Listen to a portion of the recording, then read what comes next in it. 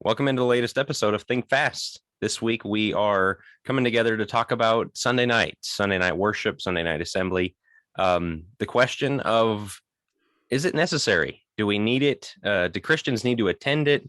We're going to get a little bit to what churches should do with that time, or maybe some ideas for it. But that question, especially over COVID, a lot of worship schedules changed.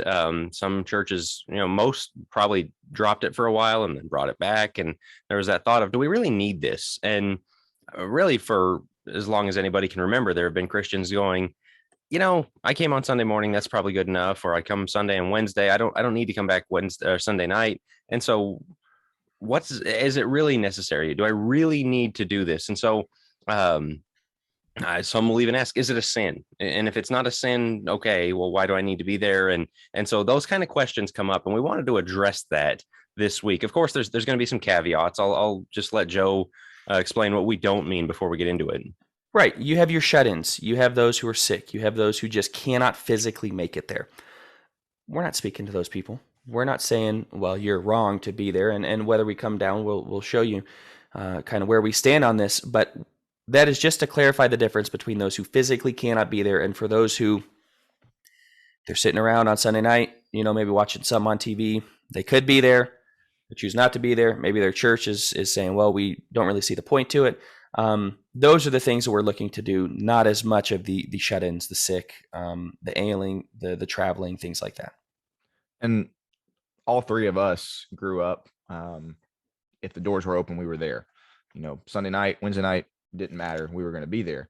And, once you grow up out of your young teenage years and you start to observe other people, you do see, as Jack pointed out, this is something that a lot of people don't view as necessary. They see, why would I come back for the exact same thing on Sunday night that I did on Sunday morning? What's the point? And so want to address again, is it truly necessary? And, is it a sin? What are, we want to answer these questions. And so a lot of this, obviously, people are going to know. We go to Hebrews 10, 24 and 25.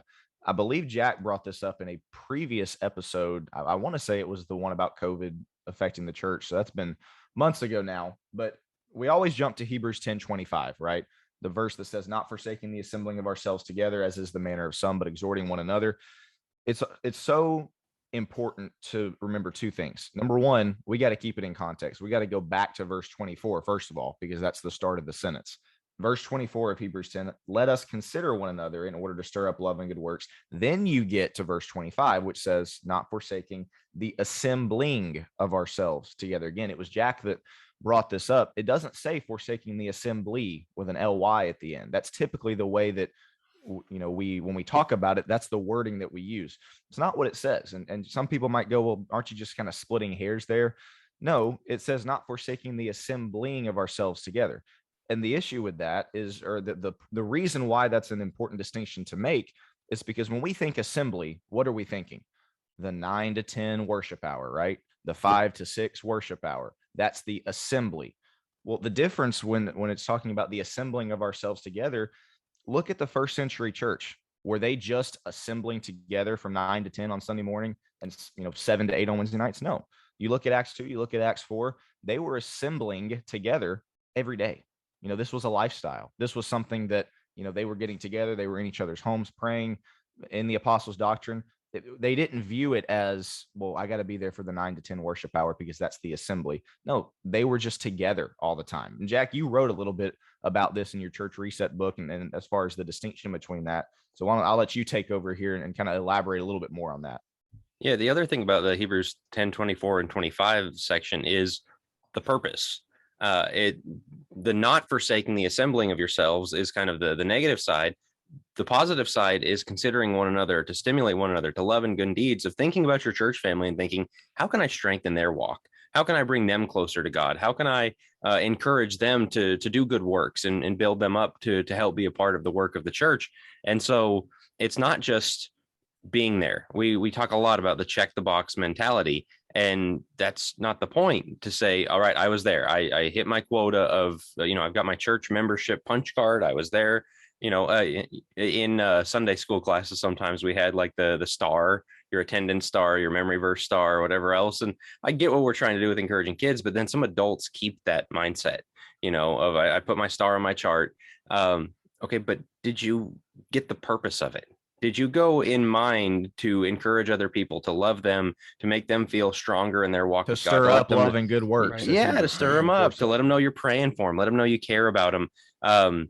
And so you take that question and then bring it back to, do I need to go on Sunday night? Do I need to go on Wednesday night? Do I need to be there on these extra times? We have the Sunday morning worship only people. And I mean, we've all seen people who come in, take the Lord's Supper and dip out because they got their sacrament box checked, so to speak. And so you just kind of miss the point of, why do we do all these things? He didn't just say be in a building once a week. He said, consider these one another's, love one another, serve one another, bear one another's burdens, all these things that the less time we spend together, the less opportunity we have to do. You see throughout the book of Hebrews this idea of holding fast, right? Make sure we hold fast to the confession. That's verse 23. Let us hold fast the confession of our hope without wavering, for he who promised is faithful. How do we hold that fast? A big part of that is not forsaking the assembling together, by encouraging one another, by stirring one another up to love and good deeds. That's how we do this, in keeping one another faithful and keeping ourselves faithful. Am I saying you're going to fall away if you don't go to Sunday night? Not necessarily, but Jack, you asked the question, do I have to? And I really think that's the wrong question to ask. Well, do I have to? It's a heart issue. And again, Right. I want to clarify here. We are not speaking to those who, maybe they have a job that they absolutely have to be, at work during Sunday night assembly or Wednesday night assembly. We're not talking about shut-ins. We're not talking about any of those other reasons. We're talking about those who they could be there and they're not. Football's on, they're going to be watching that. They're not going to be there. Kids, games, whatever. It's a heart issue. And it's a question that we have to ask. Why are we always looking for an excuse? Why are we always looking for the bare minimum? What's the bare minimum that I can do? Is the 10 to 11 worship hour, don't show up for Bible class, is that the only thing that I have to do? All right, cool. That's what I'm going to do.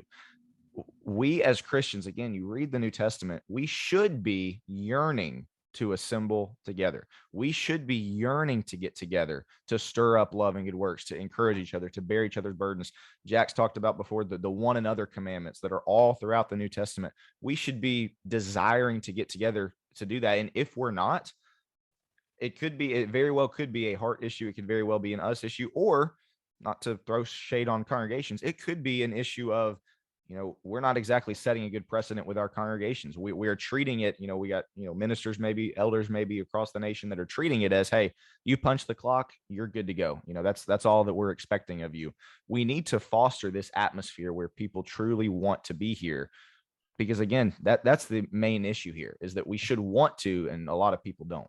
So I want to make the point that would be made in contrast to what we're saying, and they would say, well, that word forsaking means turning your back on. Forsaking means leaving and not coming back, just giving up on it.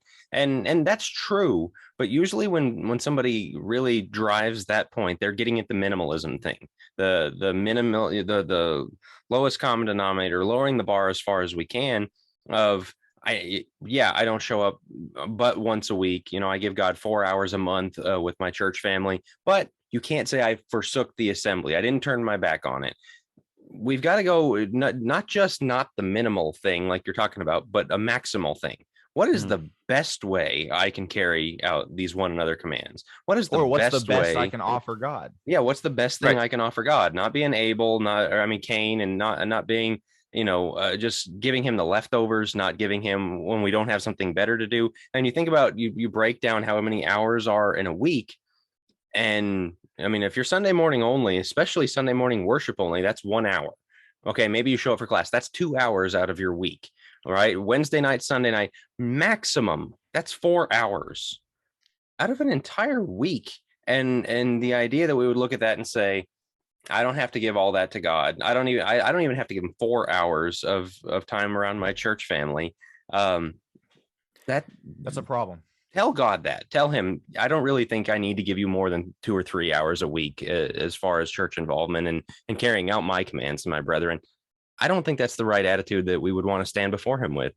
Well, so when we deal with this, we're talking about the holiness. Can we bind it? We've often asked that. Are we going to disfellowship somebody for not doing this, for not going to Sunday night? I'll open it up to you fellas. I'll give my my explanation, which is, do I think you're sinning? No, but I think James 4:17 comes into this, which is, for him, to him who knows the right thing to do and doesn't do it, it's a sin. So am I willing to disfellowship those who don't show up on a Sunday night? No, I don't go that far, but I don't know your internal beliefs, and what you're doing may very well be sin. On an internal, personal, individual perspective, that I don't know your heart, I don't know your situation, but if you do and you're choosing to go against holiness, you're choosing to, again, that lowest common denominator of, I don't have to, where's your heart in that? That very well may be sin. What are your guys' thoughts? I don't have a lot to add to that point, Joe. I think it was very well said. The one thing I would say is to encourage somebody who maybe, you're listening to this and you are one of those people that chooses not to go back on Sunday night or Wednesday night. I want to encourage you two things. Number one, I would encourage you to stop viewing church as, what can I get out of it? What do I get out of going back to Sunday night? And, obviously that is a part of it. If you're going to somewhere and you're not learning, you're not being encouraged, you're not being built up, yes, that's a problem. But we have far too many people who go to worship service, go to a church building looking to be again, Jack, this is your thing, being a consumer. What do I get out of it? Rather than, how can you contribute? How can you encourage somebody?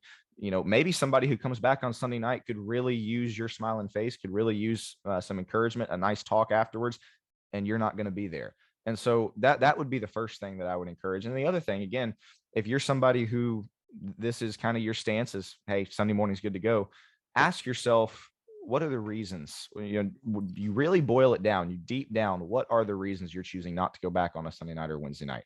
Is it because you don't view it as necessary? Is it because you really just have other stuff that you'd rather be doing? What are the reasons? And that's, as Joe said, that's an answer that really only you can answer. Nobody can look at you and say, well, I can tell you why you're skipping Sunday night. That's got to be a question for you and your family, especially if you're listening to this as a dad with kids, with a spouse. That's a question that you need to answer. So, Jack, before I turn it over to you, with this holiness framework, with this, idea of wanting to be better, not the lowest common denominator, but really pushing ourselves to be better, to stay encouraged, to be faithful. That's really our goal here. With that in mind, and not so much just the system of, well, we have to do it, as much as we get to do it, let's think outside the box a little bit. What are your guys' thoughts on alternative ideas surrounding Sunday nights, which might be Bible class, small groups, things like that? So just a brief discussion on your thoughts for alternative ideas to Sunday night. Well, we started off talking about COVID, right? And how that was kind of a great shakeup in a lot of ways for a lot of bad reasons, but it gives us opportunity, right, to rethink. And I think for my congregation, but also talking with people all over the country, one of the first things we realized is, man, we didn't fellowship enough. We did not appreciate what we had.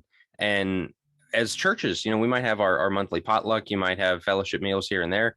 But on the other hand, as a preacher, I was never a big fan of coming back and preaching another sermon on Sunday night, because you have a Bible class on one topic, you have a sermon on one topic, you have a sermon on another topic. People have had 3 lessons. They have a hard enough time remembering that first one.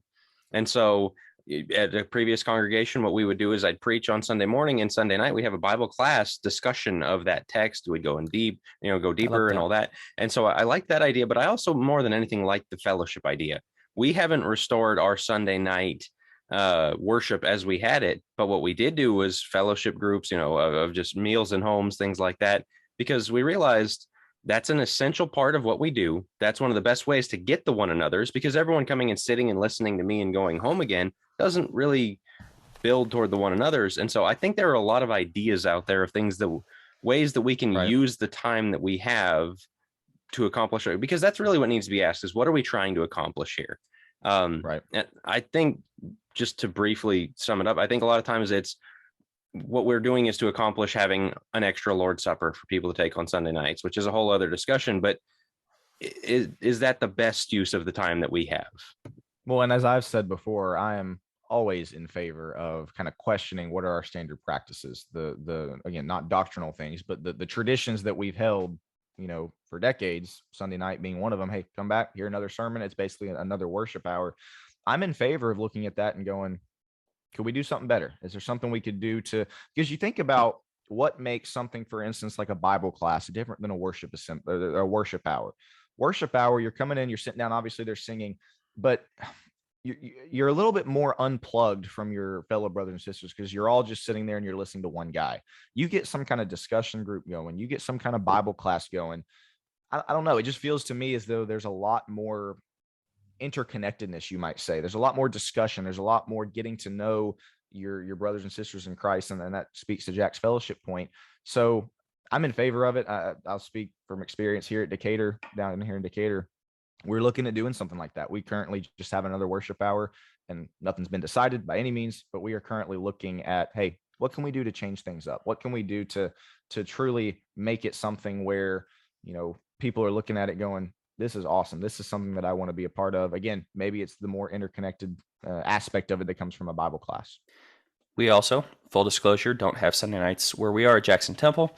That's something we're looking at. And we're also thinking outside the box. Luckily, we are small enough and big churches don't have the luxury of this, but we are looking to meet in each other's homes, share a meal, very much like Jack's talking about, do a Devo there, and we're going to bounce from home to home is kind of the plan as we're looking at now and trying to figure out the logistics and such. So yeah, I think all of us are okay with, it doesn't have to be the traditional because really it goes back to what are we here for? But I would say the same thing for Sunday morning. I'd say there's a lot of churches that worship on Sunday morning that also don't know what they're there for. Are we spurring one another on to love and to good deeds and encouraging one another? Are we glorifying God to the best of our ability? Are we trying to become more like Christ? Are we giving him our very best? And if we did, would that change anything of how we do it? Would we change them? And this is not the podcast time for this, but would we change up our order of worship just to make sure we're not stagnant in our approach? Are there things that we would approach differently if we had that mindset of what are we going to do for God to the best of our ability? How are we going to glorify him with everything we have? And if we did, I think that might change how we do it. But as far as it goes with Sunday nights, no, I don't think we can bind it. But again, each person I think should be asking themselves, how important is this to me? Is this something that I want to help my family? And check your priorities. Correct. What are the things you're prioritizing over being with your brothers and sisters in Christ and studying from God's word? Absolutely. So that, fellas, any other things that you want to share before we wrap up? All right, that wraps up our latest episode of Think Fast.